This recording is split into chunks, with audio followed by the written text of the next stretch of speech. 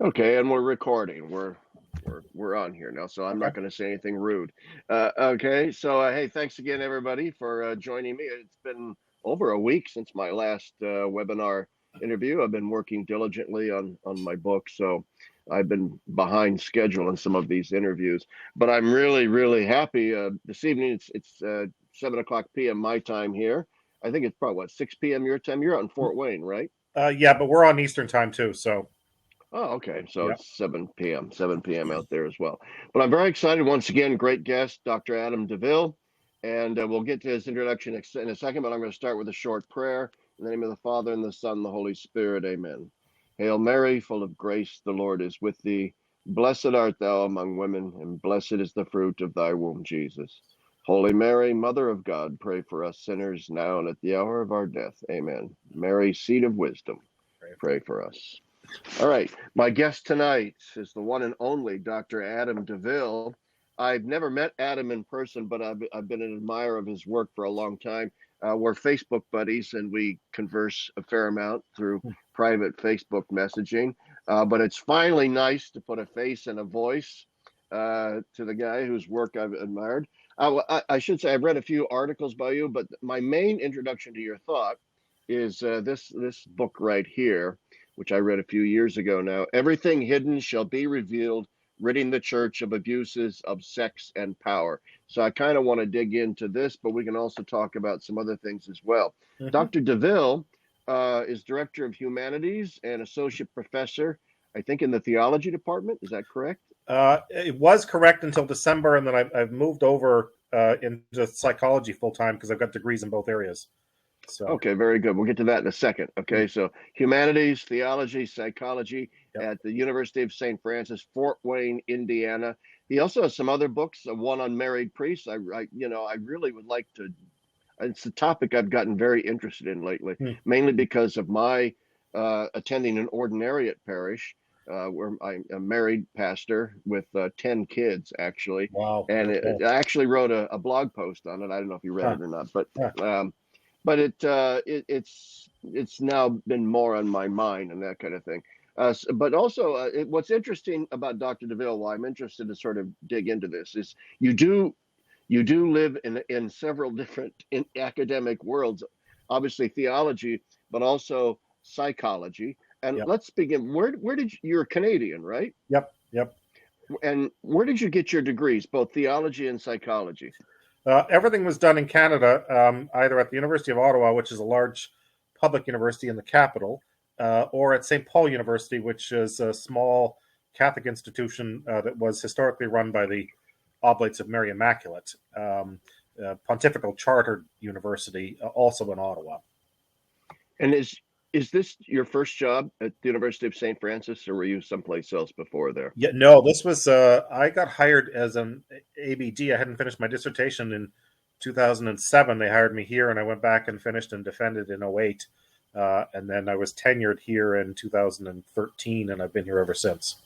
You happy there? Well, you can't see it. You're going to be public here, so you don't want to go. No, it is. It's a very charming mid-size Franciscan school that I think I've been very happy here. Yep.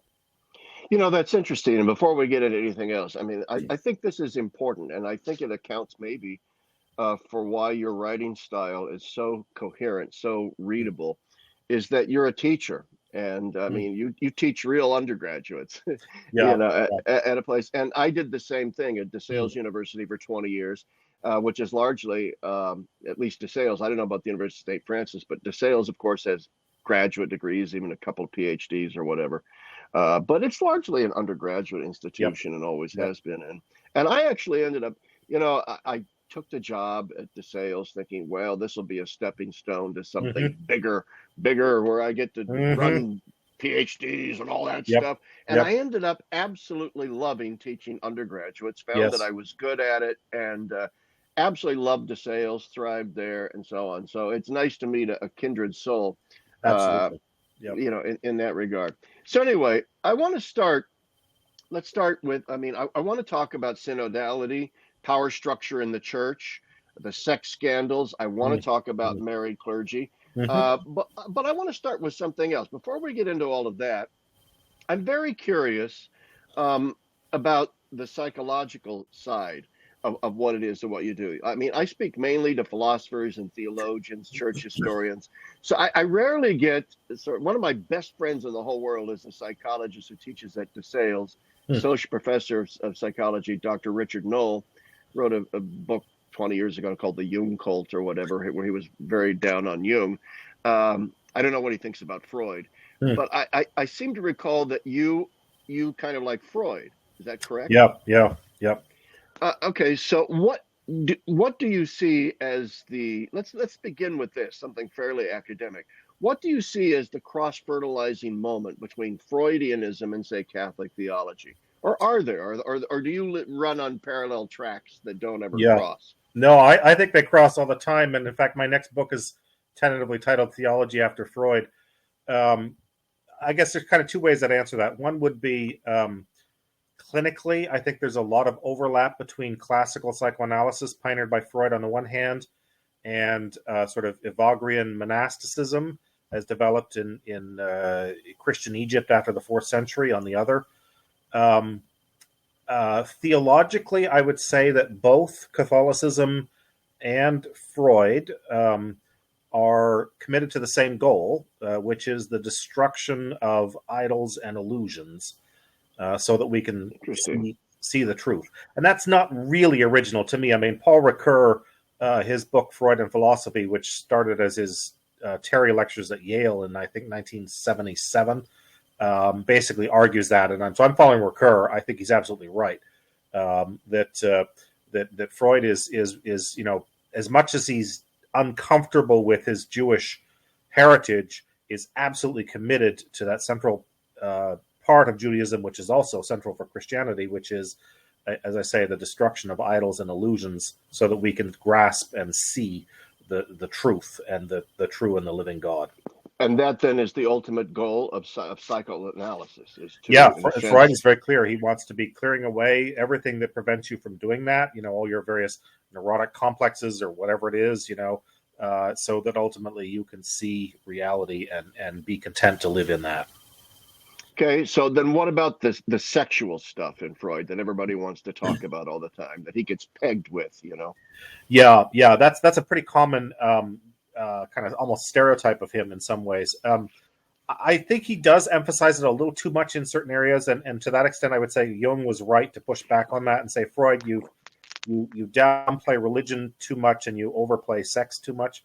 But that having been said, I think Freud is, he's misconstrued in that it's not about sex or genital activity, to put it crudely. It's more broadly about libido, which he uses in a very expansive fashion to describe this sort of seeking of life, seeking of connection, seeking of, I would say, communion as a Catholic, that is driving the person forward. And I think Freud is just helping us to realize how pervasive that is, and that it's much more than just seeking after somebody to jump into bed with, which is kind of the way it comes across. And so there too, I would say, in fact, I'll try and argue this out in the book, that what I think he's getting at there is that kind of innate hunger that we have for God as the ultimate, source of love and the ultimate lover. Yeah, I've always been of the opinion that what moves history isn't so much ideas as desire.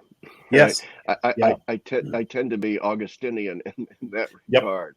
Yep. That it is desire that drives things. And I imagine too, correct me if I'm wrong, I am so ignorant of Freud. It's not really in my wheelhouse, but I've always been so fascinated by it. I should read Ricoeur's book because I love Ricoeur's book. I read it in French, Le Symbolisme du Mal. Yeah, that is fantastic. So I should read him on Freud as well.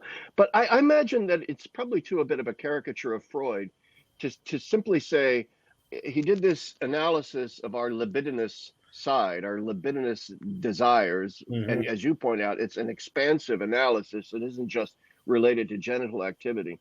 But the caricature would be that he then simply goes after all of the various repression mechanisms that society has constructed in order to channelize and domesticate these libidinous desires, And therefore, the caricature is that his attitude is we simply need to get rid of these Yeah, repression yeah, mechanisms. yeah. I imagine that that's not true. Well, it's interesting. Freud, early Freud certainly heads down that road. Late Freud, which I would date from probably the last 15 years of his life, from 1923 to his death in 39. Late Freud is actually much more conservative, or at least ambivalent, and says, "Yeah, I know I've challenged these things. I said we need to be more open about them." But late Freud comes to realize that actually institutions are really important, and that there's no way around a lot of these constraints, and that in fact, I think some of these constraints would actually be quite necessary. Of course, he's writing all this in the shadow of the rise of Nazism that would drive him and his family out of Austria ultimately, and the realization that when you unleash things, desire, and there are no checks on it, then you have no way of protecting yourself from untrammeled power and all the stuff that went with that in the 1930s. Well, that's really interesting. And the thing is, the reason why lately I've become ever more fascinated with psychology in general is that it is related to my theological interest in moral theology.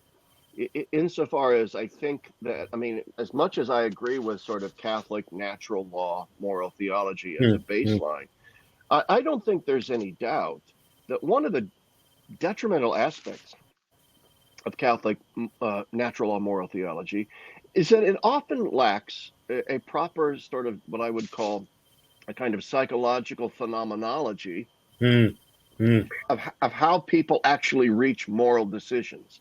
Yeah. In the concrete, existential, emotional, libidinous sort of totality of who they are as persons. And I think the only proper way to move forward, to reform moral theology, is to import more and more, not to psychologize more and more into the way, but you get my point. Absolutely. Yep.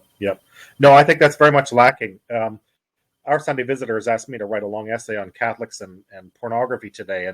And as I've been looking at some of these questions, I think you're absolutely right. The missing piece is the phenomenology of what is it like to struggle with these things beyond just the kind of a caricature of, I've got this bad thought and then I'm racing off to confession, and there's no sense of live texture of what it is to struggle with desire and channel the desire directly or not. That whole piece does seem to be missing, I think, from moral and spiritual reflection.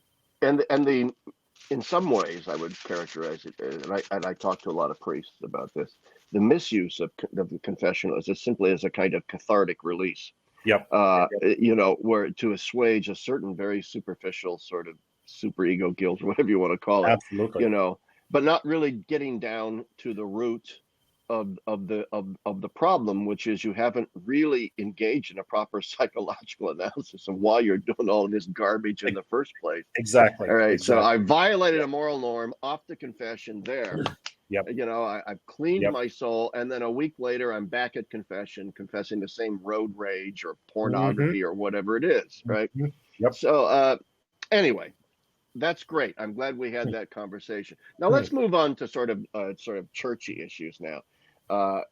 In your book, Everything Hidden Shall Be Revealed, you sort of make a point that I think before a lot of people were also making this point. So you were ahead of the curve, is my point here, that we are currently in the Catholic Church suffering from the after effects, the full effects of hyperpapalism. This over centralization, not just of bureaucratic power in the Roman dicasteries and so on. Everybody sort of agrees with that.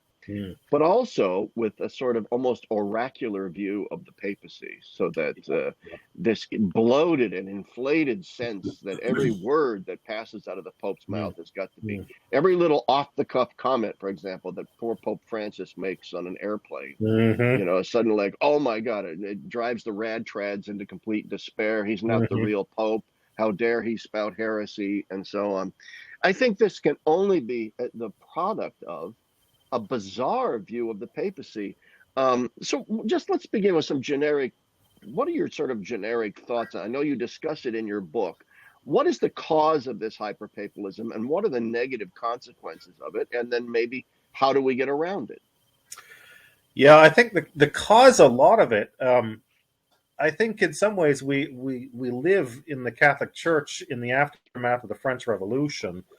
And Yes. I think, when Napoleon comes along at the start of the Second Empire and basically sacks the entire French episcopate and offers Pius VII, the option, if you will, of appointing an entire nation's bench of bishops, that opens up something new and terrible in papal history, that then becomes thinkable. And within a few short decades at Vatican I, we start to see this movement towards presenting the Pope as someone who can do things like this, and who has to be sort of elevated and kind of wreathed about with these notions of sovereignty and infallibility and universal jurisdiction, precisely to ward off the threats of revolutions in Europe between the French Revolution and then the revolutions of 1848. And so I think there's a lot of it goes back to the 18th and 19th centuries, Right. and the creation of this sort of hyper strong man who can somehow be stronger than the Tsar of Russia or the King of the Belgians or the French Emperor and so on, and who can possess this kind of untouchable spiritual power, even as he's losing his temporal power. It's a kind of an overcompensation in some ways. And so I think that a lot of that comes out of the 19th century, because we don't see this kind of dramatic papal assertion of authority really, except very haphazardly prior to that point. And then I think the other thing we don't go ahead appreciate is the role of technology. The fact that you can now, have papal words in the newspaper, which is transmitted by the telegram or the telegraph, and then the railroad, and then radio and television and phones, and now the internet. I think we haven't really appreciated the role of technology in magnifying the role of the Pope. We can see him, we can hear him. He can fly around the world, overnight. All that kind of stuff, I think, feeds into this enormous cult that develops around him, in the 19th century.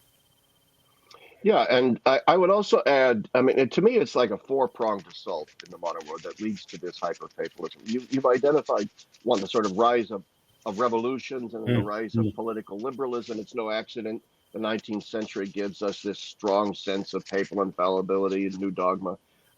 It's also the same century in which several popes, beginning with Gregory Moravos, condemn religious freedom, democracy, sort of political liberalism, tout court. It's just all bad. And but also, there in many ways the church was forced into this sort of defensive posture because you've got the Reformation. So you've got the complete fragmentation of Christianity in Europe. Of course, then you've got political liberalism and the revolutions, but you've also got the scientific revolution. And the philosophical revolution born of the Enlightenment. So on all of these fronts, political, religious, philosophical, scientific, the church is gradually being painted into this sort of intellectual corner. So I think it accounts for both the rise of the papal bureaucracy as this centralized political entity, but I think it also accounts for the rise of this notion of this inflated sense of the Pope as this grand master oracular teacher that is here now to dispel all of the intellectual errors, all the intellectual errors of the world. And I would also say, and I don't want to monopolize the conversation, I want to get back to you. There's a strange, to me, there's a kind of ironic modernist, not modernism, but an ironic modernist sort of rationalism in this rise of the view of the Pope as this oracular entity, because it's this emphasis on a kind of propositional, objective. These are the statements which are infallible. These are the ones that are not. Denzinger tells us, and this elaborate, artificial in some ways construction with all of, and by the way, I accept the dogma of papal infallibility. All I'm saying is that it's misconstrued and inflated. Yep. Um, Yep. So let's move on then to the next thing, which is what, in some, I don't want to paint an overly negative picture, because in some ways, in the history of the 20th and now 21st century, and you mentioned technology, the rise of the Pope as almost a kind of rock star figure sort of reaches its zenith, and Pope John Paul especially, wasn't necessarily, let's begin with the good. That's not necessarily always a bad thing, is it? No. I mean, John Paul was able to, draw attention to things and parts of the world, force people to pay attention to what was going on. Particularly, church in Africa and Latin America and the Philippines and places like that. And I mean, I know some of the local Latin clergy here who, went off to World Youth Days and felt like they discovered a vocation and, or fell in love with the church or renewed their faith. So, yeah, a lot of that could and did do, a lot of good. Yeah, you get 10 million people in a square in Warsaw behind the Iron Curtain. Yeah, or in other places around the world where there are human rights abuses, and the Pope's there galvanizing the sort of human rights movement. There's also we'll stay on the good here for a second. In my mind, as a Catholic, and I have a Protestant friend, we were sitting in, this was decades ago, we were watching Pope John Paul get elected in 1978. And I was actually in seminary, and a friend of mine was visiting, he's Protestant. We were at the TV screen, and the cardinal comes on, Habemus Papam, Gaudium, all that stuff. And my Protestant friend turned to me and says, "You guys really do know how to do theatrics, don't you?" I mean, is there in some ways anywhere in the world anything more dramatic than that moment on the balcony at St. Peter's? Okay, and there is a drama to it. There is something that's kind of exhilarating about it to have, in some sense, a papa, a holy father, who really is the sort of, the spiritual head of your church that's quite identifiable, and that's our holy father, that's our papa. All right, so that in some sense, that also it's great to have finally a doctrinal sort of Supreme Court that says niet to this, okay to that. But what are some of the negative consequences? Especially, let's keep it, say, in the post-Vatican II era, especially. What are some of the negative consequences of this hyperpapalism? Well, I'm inclined to start with the liturgical, because I think the papacy has been a vehicle for the enforcement of, or the attempted enforcement of liturgical uniformity in a lot of ways that betrays the legitimate diversity across the Catholic Church. Now, this doesn't all depend solely on the modern papacy. I mean, I think there's an argument to be made that really it's only after the invention of the printing press that we can even come to think of having, liturgical uniformity in a similar region, because we can all get the same book. But I think true. The papacy has attempted to. I'm fully behind Ratzinger when he says that this myth that creeps up after Vatican II, the Pope's an absolute monarch who can do whatever he wants, including imposing an entirely new liturgy on the Latin Church, was a disaster. And I think Ratzinger's absolutely right on that. So I think that's a big part of it. I think it's done deep damage to the ability of other Christian traditions to be open to trusting the Catholic Church enough to enter into deeper and ultimately relationships of full communion. I mean, I look at my Anglican and my Orthodox friends who are like, no thanks, we don't want to be micromanaged by Rome, and we don't see any reason for the Bishop of Rome to be appointing all of our bishops. And so I think that's made the ability of ecumenical partners to trust the Catholic Church enough to want to move towards unity very, very difficult. And then I think it just kind of forces everybody into this sense that, well, if the Pope hasn't said something about it, it doesn't count, or if he has said something about it, that's the only permissible line. It kind of infantilizes people. I think it prevents people from really thinking through things in a more sophisticated and deep-seated way than whatever the headline says, because of the not just the papal interview, but even some of the papal documents themselves are treated like the last word on something. Yeah, and I see that as a huge problem. Huh. They're either what's interesting is they're either treated as the last word on something, or they're treated as simply an opportunity to parse whether or not this statement is infallible or not. Yeah. I mean, I remember let's go all the way back to 1968. I was only 10 years old, but I lived in the aftermath of those debates. I started seminary in 78, a mere 10 years later. And the interesting thing is that almost the entirety of the debate surrounded about, well, that's not an infallible statement, and so therefore we're sort of free to sort of disagree with it. And in some ways, Humani Vitae was its own worst enemy, because Humani Vitae did not present a full-throated theological apparatus for actually justifying the ban on artificial contraception. Yeah. And so the whole debate simply devolved. My point is the debate simply devolved into a debate over authority. How much authority does this document have? Rather than arguments. I mean, so lacking in argumentation was it. I mean, that's why in a lot of ways, I think, John Paul II developed the theology of the body.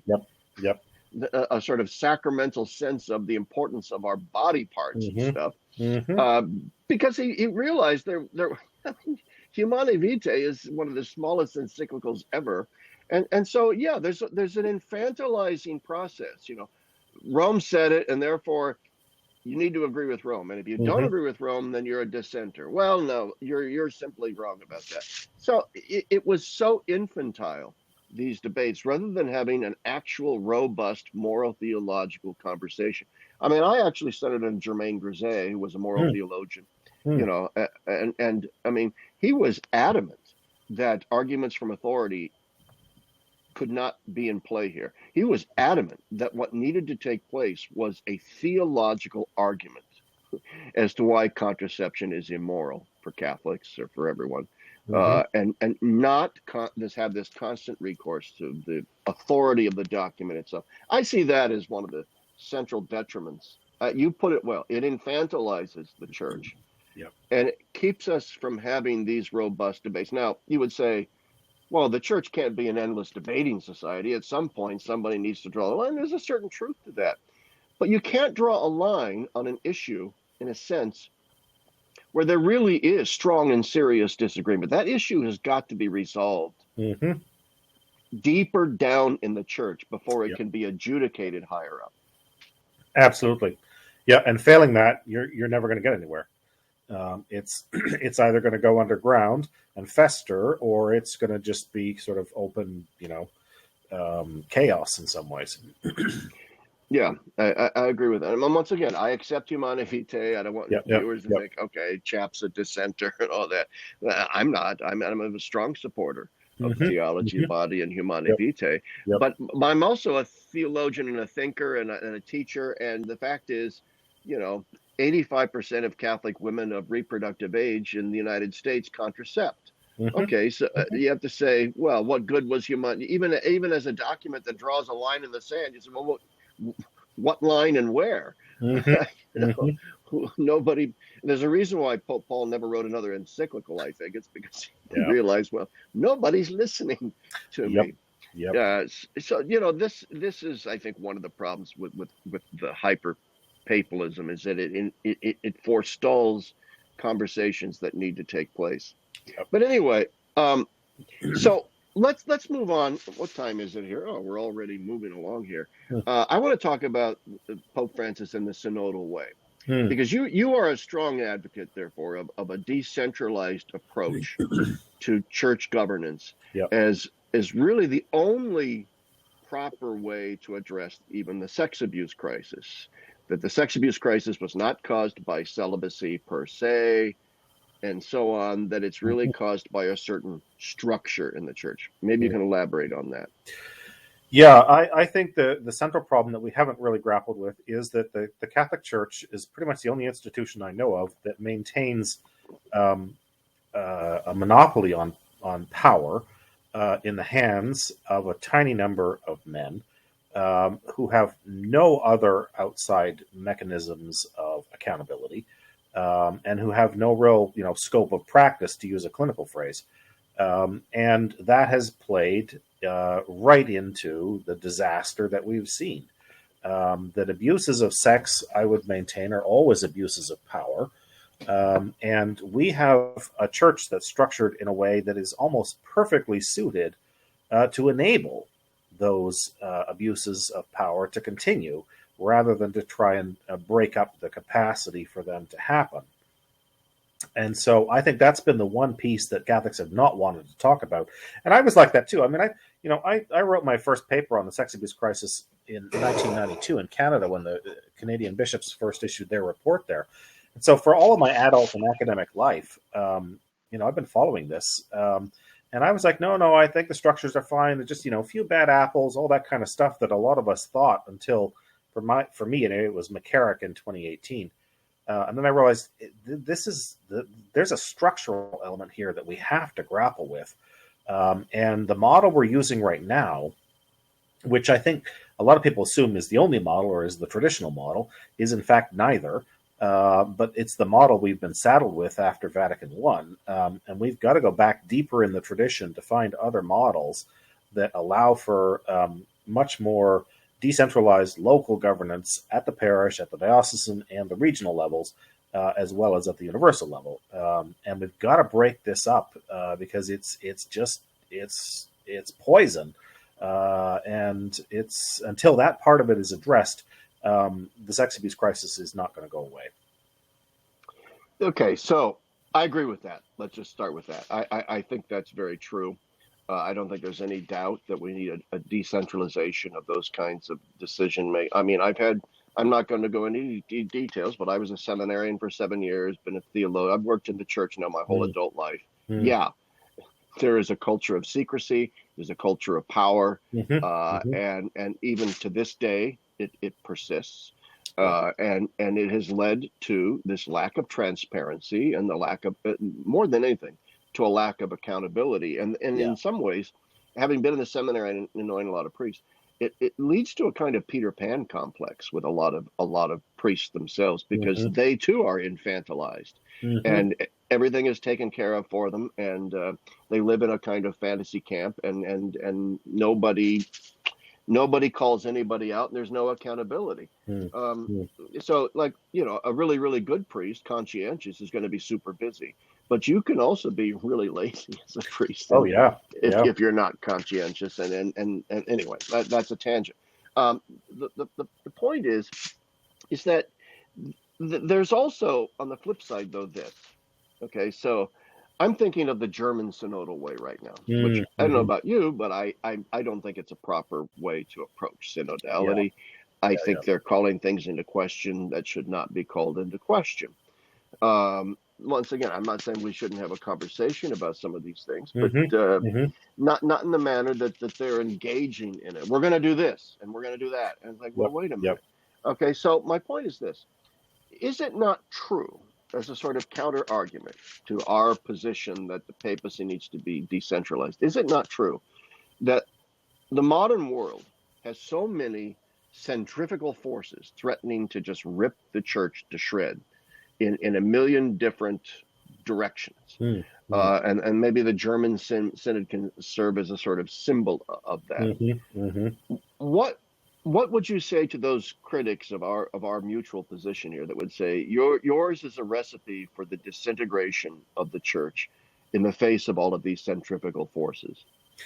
I would say I've thought that for much of my life myself. I don't think that anymore, but it's absolutely an important question to ask and to watch out for. Kind of the way I would push back on that, I guess, would be to say that if we have proper synods, they are decision-making bodies. They're not salons for people venting whatever raised the idea that floated down the Rhine yesterday. And that's the problem with the pseudo synods we have in the church today, is there are these talking shops for people to get up there and pop off on all this stuff. Synods historically are very business-like affairs that gather for a short period of time. They don't go on for a month or 3 months or whatever, and they've got 3 very concrete tasks. They're not there to debate doctrine. Exactly. And that's the piece that frustrates the hell out of me, is because that's what it's becoming, I think, in Germany and elsewhere, and people are rightly scared of that. I say, look, a synod is for legislation, election, and discipline, and just stick to that, right? You guys want to go after the business session's over, you want to go talk theology and vent your private, semi-orthodox or whatever views. Great, do that. But you don't do that in public. And you don't do that in a synod. You do that in some other context, right? Synod is to get up there and say, what is the legislation we need to pass for the diocese this year? Maybe we've got to pass the budget. Bishop Jones just keeled over and died. It's our job to elect his successor. And we've had an appeal from the neighboring diocese because Bishop Smith across the line there has been accused of doing unspeakable things with altar boys. So we're the disciplinary tribunal that is going to hear these charges before it moves through, and ultimately to the Pope's desk. That's what synods do. They're not there to be these kind of loosey-goosey things that you just get up there and you whatever your latest theory about something is and have at it. No, stick to business. Keep your mouth shut, and away you go. Well, and at the end of the day, also, we're not just pure synodalists. We are Catholics, after all. We do believe that the Petrine ministry has a role, and that role, in union collectively with the bishops of the world, it's called the magisterium, in a line of tradition, where you have articulated a fairly standard body of moral theological points, doctrines, and so on. And as I like Bishop Barron is always saying, the church cannot be this sort of endless debating society on matters of doctrine and morals. Right. As Chesterton said, an open mind is like an open mouth, should eventually close on something. And so you're right. So a synod, in terms of the power structures that you're talking about and the sex abuse crisis and a more transparent, less secretive, less infantilizing church, is about empowering the laity and the local church to make these more sort of disciplinary, sort of legal sort of decisions for their own region. And I would imagine, too, would you agree, maybe liturgical decisions as well? Yeah, absolutely. That should fall under the purview of, the diocese, really, and even, the local pastor to some extent. I think that's part of why I was, when Benedict promulgated Summorum Pontificum in 2007, I thought he's absolutely right in returning some of that power to the local pastor to decide what do my people want or what's the best form to celebrate liturgy here. Leave it up to him. You don't need the Pope of Rome should not be trying to micromanage, what time Mass is or whether you sing the liturgy in Latin or not, or whether or not you can advertise a Latin Mass in the parish bulletin. That was the Vatican document. Now we are at the point of micromanaging what can show up in parish bulletins. Yeah, exactly. Exactly. From Rome, and that's insane. It truly is. Yeah. And so I would argue that a lot. I go back to something you said before. The Novus Ordo was promulgated as this sort of top-down. Here's the new liturgy. Boom! It's for everybody. Get rid of all the old stuff. Right from the Pope, right from Rome. Which is not a proper use of the papal office in terms of regulating liturgy. I have a lot of traditionalist friends who would agree with that and have made some very good points about, liturgical localism. But I really want to return to this question of secrecy in particular. Why is it that from Rome on down, this is true even of local bishops, why is there such a sense of guarded secrets from chancery files to the Vatican files? Yeah, that's a great question. Somebody needs to look into that. I don't have a ready answer to that, but you're right. That whole culture is there. In fact, I just had a conversation with a colleague about that this morning. That it in some cases it infiltrates down even into parishes and what things are you allowed to talk about and who knows what. I don't know. I mean, my off the top answer is I think it's just this kind of desperate. We've got to save face. We have to preserve la bella figura. We've got to always look good. It's this misapplication of the notion of scandal. I think for most yes, scandal is bad PR. Scandal is getting dragged on social media. It's not this kind of sense that people are stumbling over your sins and can't stay Catholic because of the horrible things you've done. That's what scandal is. But for a lot of these bishops, it's like, well, it makes me look bad in the local. So we're not gonna air this. I mean, it's instructed, is it not, that here in the United States, in a couple of dioceses, bishops were forced to admit malfeasance with regard to covering things up because, secretaries and people working in, often females, working in chancery offices went public and said, I probably shouldn't say this, but there's like these files that I saw where Father so-and-so is a rapist and he got shuffled around. And then the bishop then attacks the person, the whistleblower, and so on. It's a sad fact that we've been reduced to this sort of need for whistleblowers, but does that not indicate then a need for oversight, lay oversight? Absolutely. Yep. Finances, personnel decisions, these kinds of things.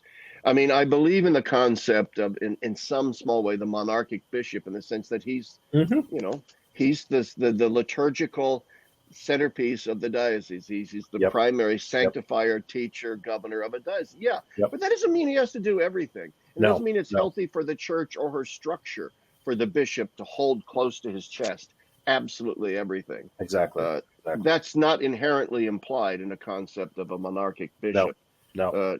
Not at all. In fact, I think it in some ways hinders the three munera of the bishop of sanctifying, teaching, and governing to be so secretive. Yep. I'd like to move on when the time we have left. I want to talk about celibacy and married clergy in the Catholic Church. You correctly note in some things that I've read that obviously I think you're sympathetic to the idea of a married clergy, as am I, but you also are not unnuanced.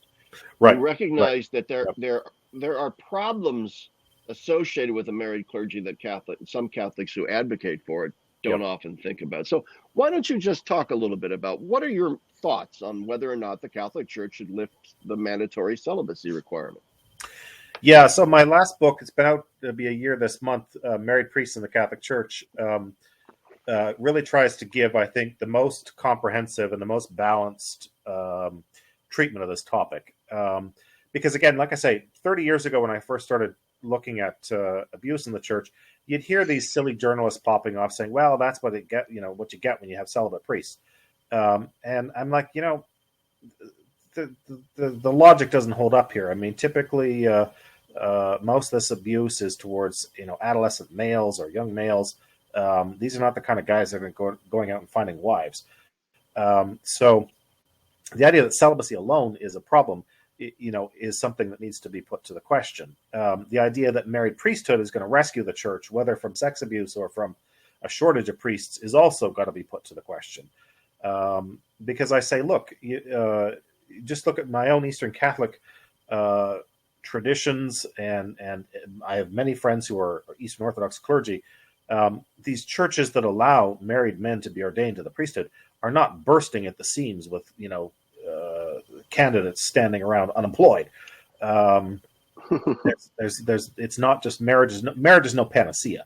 And so I tried to sort of tease out the strengths and the challenges of both, and to say there are lots of advantages to a married priesthood, but there are a lot of challenges that the Latin Church in the West has not faced. And just wanted to offer, a realistic perspective, including featuring the voices of married clergy themselves, their wives, their children, because it's a family vocation in some ways, and it's often massive sacrifice on the part of the families that we don't really appreciate. Yeah. And so just, bring all of that forward. And basically, I'm kind of an enemy of romanticism wherever it shows up. And I don't want people having this sort of romanticized view that a married priesthood is going to fix all the problems, because I just don't think the evidence is there for that. And it brings other issues that people haven't often grappled with. And so the book was an attempt to lay that out and just have people see, what are the strengths, what are the challenges, and you've got to be prepared to face both. And if you do suddenly want to have a married clergy in the Western Church, it's not going to happen quickly. It's going to be a very long process, and it's going to require a lot more changes than just, okay, the guy can go get married now. It's going to require a whole series of other changes that I think have not really been thought through. Yeah, for starters, I would, even if I were to say, let's have married priests, I think for starters, it would have to be the case where a man would need to be married before he gets ordained. And that's you see it in it. That's exactly the tradition. Yep. Yeah, you don't want single priests hitting on No. Christians. No. There's an asymmetry there in power religion, much like Yep. a teacher to a student, a psychologist to a patient. Yep.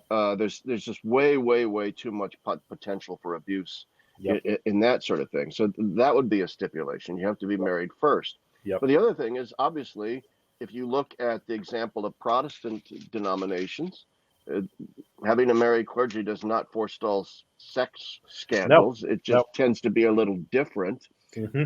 Often, and so that isn't necessarily normal. I would say this though, a couple of things. Also, it's more expensive. The parishes are going to be shocked to find out how much money you're going to have to pony up. Yep. To pay for your parish priest and his large family.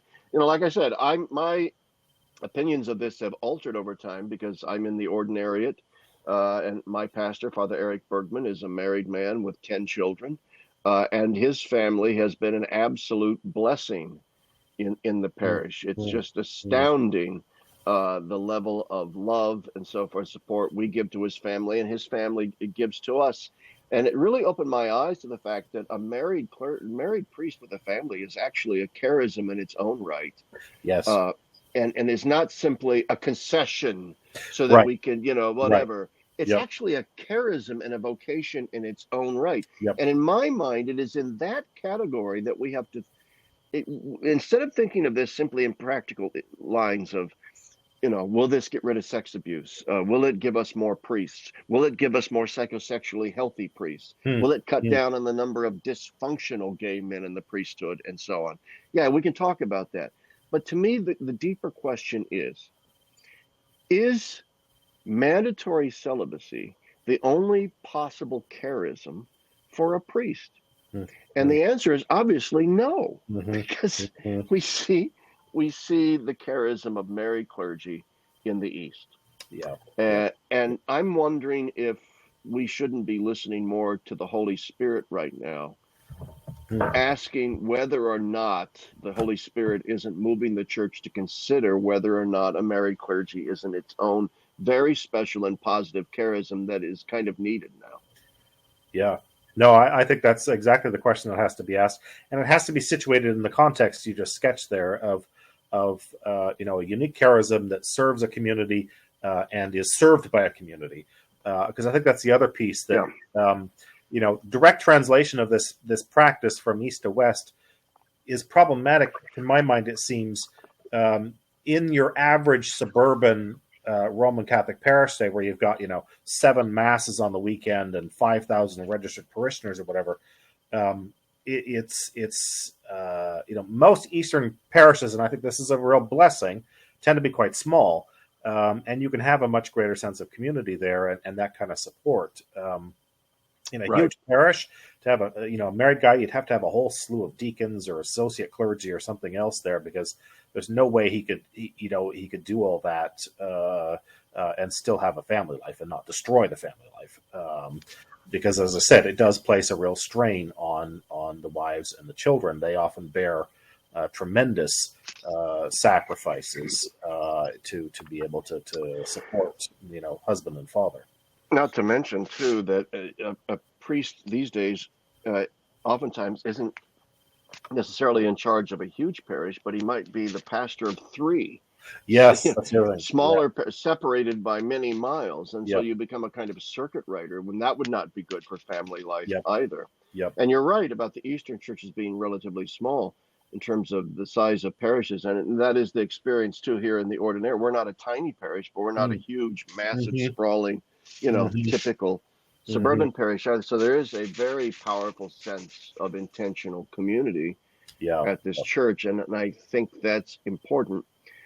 Nevertheless, I think, I personally think that there is,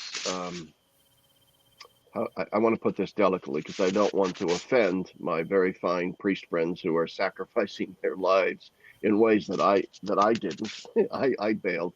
But still, I think overall, one of the strongest arguments for me for a married priesthood is I think you would, and you probably know the psychology better than I do. Obviously, you do. But I would think that it would attract a larger pool of psychosexually healthy men. Yeah, I think for too long, the church has been, for some, viewed as a very safe hiding place. People don't ask those questions. It goes back to the culture of secrecy we were talking about earlier. And in fact, secrecy overlaid with sort of delicate notions of piety that we don't even think about. Father being a being with sexual desires, or sister or mother superior or whatever. And so I think it's made it easy for some people to kind of not have to face certain things. And don't tell me that all of the so-called psychological screenings that we've brought in weed all of that out. No, they don't. We've had two cases here in northeastern Indiana, just of young guys. I narrated their ordinations for the local Catholic radio station within the last 5 years, who have subsequently been either removed or, in one case, charged and convicted of various sexual offenses. So, I mean, you it's can true. hide that. Yep. I mean, I was in seminary, like I said, for 7 years, and there were guys that I knew who I thought, that guy's a train wreck waiting to happen. Yeah. He got ordained, and sure enough, he became one of these train wrecks that we're talking about. Also, there's the other phenomenon, and this is why the psychological screening, you entirely can't possibly catch everything, because a lot of these guys are very good at hiding things. They're very good at the double life thing. All right. And so I've also had the phenomenon of guys I knew in the seminary who 10, 20, 30 years later get outed for child pornography and you say, there's this phenomenon, it's in parishes too, of like, I would never have guessed in a million years that guy would do so. Oh my God, him? No.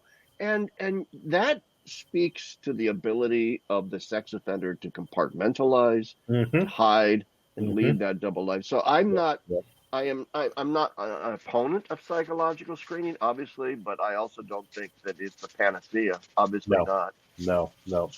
And so that's why I think sometimes maybe marriage is an additional filter. Well, and I think the other thing is, if you want to defend, as I've done, if you want to defend the role of celibacy, I think that the piece the West has missed for a very long time is that celibacy is a charism that is best supported in a community. That is to say, it's monastic. Yes. And this kind of lone ranger out in the parish by himself. I mean, in my clinical work, I hear these stories of people that get appointed to these parishes, and they don't realize how crushingly lonely it is. And they end up finding company at the bottom of a bottle a lot of the times. And yes, that's there are ways around that. So there are some interesting communities in Canada that were trying to preserve celibacy, but always make sure that you had guys living in little communities. So you had 2 or 3 priests living together in a large rectory, or a priest and a couple seminarians, or something like that and that seemed to really help in a lot of ways with that kind of loneliness, and that maybe I'm looking for support in the wrong places. It just helped them with some community, and I think that's the better way to do celibacy than just ordained, and then you're on your own, and good luck, because I think it's easy for the bottom to fall out.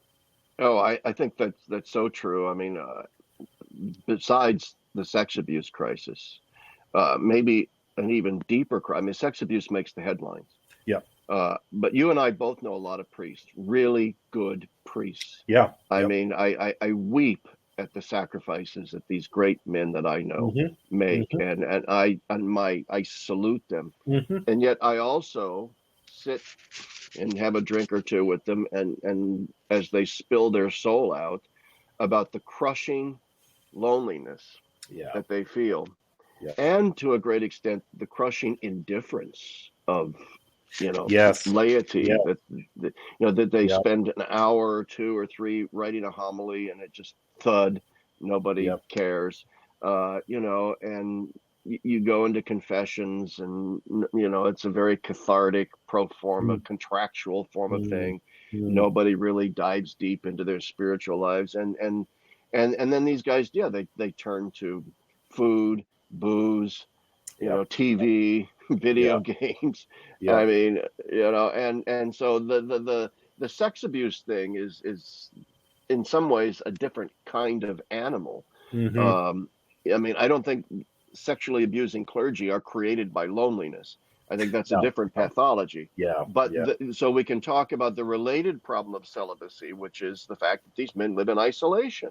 They don't live in community, and maybe we need to look at the idea of having priests stay in a, you got like 8 priests within a 50-mile radius. Maybe they all need to live together, in some kind of a community, and then commute out to their various parishes. I don't know. That's I mean, one idea, one thought, but anyway, like I said, I'm not an opponent of mandatory celibacy. I'm not a proponent of it.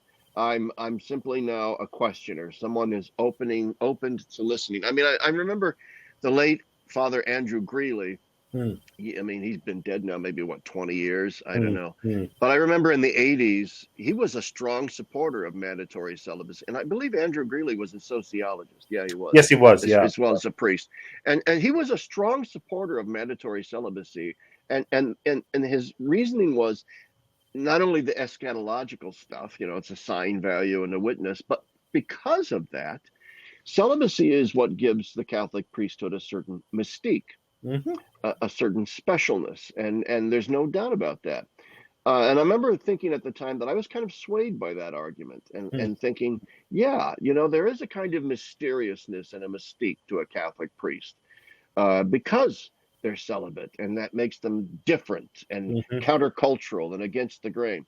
But I would argue that mystique is dead. Oh yeah. There ain't no such mystique anymore. So much so, in fact, that I have a lot of priest friends who don't like wearing their collar in public. I was just thinking that. Yep. I've heard that too. They don't, because you get the sidewards glances, the sort of comments under their breath, and you realize everyone's looking at me as a potential pedophile or something along those lines. Exactly. So I no longer think that either is a strong argument in favor of mandatory celibacy. The sort of mystique argument that makes Father special, and in some ways, it put the priest on a pedestal that he shouldn't have been on. That's right. Yeah. That also lent itself to a certain culture of secrecy and deference and so on. Yep. So anyway, so those are my thoughts and your thoughts on celibacy, and it's not going to be a cure-all, as some people think. No. For the priesthood, but it is something perhaps to think about. But anyway, any last thoughts? I mean, I've pretty much asked the questions that I wanted to ask. I want to ask you. You said you have a book coming out on theology after Freud. Can you give us a little synopsis? When is the book coming out, if you know? And maybe a little synopsis of your thesis. Well, it's a hard book right now because I can't figure out what it wants to be. So it's got your kind of classic academic piece at the front, in which I do a really close reading of The Future of an Illusion, which was Freud's 1927 so-called attack on religion, and I try to show in there that Christians have nothing to fear in that and a lot to learn from. So there's kind of that, and I engage some of his other works and some later British psychoanalysts. And then I've got a whole mass of clinical material that I haven't figured out how to kind of work in yet from my practice. So it's like I say, it wants to be an academic book. It wants to be a sort of a clinical book. I've got to figure out how to bring these two things together and what all I want in there yet. So it's going to be probably a couple years before I get it finished at this point. I'm writing a book for Ignatius Press right now that sort of falls into that same category. Okay, It's a book that doesn't know quite what it wants to be yet, but it's getting there. But I'm going to end with a practical question to you. Where do you find the time to write, given all of the hats that you wear? Yeah, I've tried and failed for years to be one of these people that can write. I can do 15 minutes here. I can't do that. I have to have an unsullied block of time, which means typically summers, and then maybe I can knock out a chapter at Christmas break or something. But it's slow. I mean, the abuse book came out as a result of a sabbatical I had in 2018, 2019. And I'm going to probably need another sabbatical before I can finish this next one, because it's just, it's too much. Yeah. Yeah. Well, if you're like me, writing is actually a process of endless rewriting and rewriting and rewriting, and then setting it aside and saying, this is crap. Nobody's going to read this. And then you're taking a shower and an idea comes to you in the shower and you go, that's it. Yep. All right. And you finally maybe have, you got a little in, and then you start that. So people don't understand that writing these things is a labor of love. Yeah. And you better be vocationally committed to it. Otherwise, and I'm like, I need blocks of time. I can't just do the little snippets. No. I don't think that way. So no, that's true too. I don't either. Yeah. Well, good luck with the book, and I look forward to reading it in 2 or 10 years. What's yours on? Mine is it's on the Catholic worker it's a Catholic worker critique of current cultural trends in both the church and modern society. In essence, it's me venting my spleen on everything that's wrong in the world and the church, but in an academic register, and then making some concrete sort of proposals from within the vision of Dorothy Day and Peter Morin. Fantastic. Yeah. It's called The Confessions of a Catholic Worker. But so anyway. Oh, I will definitely look forward to that. Because we had a conference on Dorothy Day here in Fort Wayne back in 2015. So I did not know that. How did that go? Was that great? It was really good. We attracted a wide range of people, and did you publish the? We did. I'll send you the link. It didn't get a lot of publicity, the book, but I was the editor of the proceedings. I'll send you the link. I would love to. Yeah, absolutely. She's remained somebody I've always wanted to get back to eventually and read more of. I mean, I read a lot of stuff, and Peter Morin too is somebody I've really wanted to go back to. Oh yeah, that's great. All right. Well, thank you, Dr. Adam DeVille. You're welcome. Thank you. Tonight, I think this was a very interesting conversation. Yes. And good luck in all your endeavors, and I'll be chatting with you on Facebook sometime soon, I'm sure. Okay, very good. Anyway, well, thank you. Thank you. Okay, I'm going to hit stop record. I got my glasses off, so I got to put my specs back on. There we go. And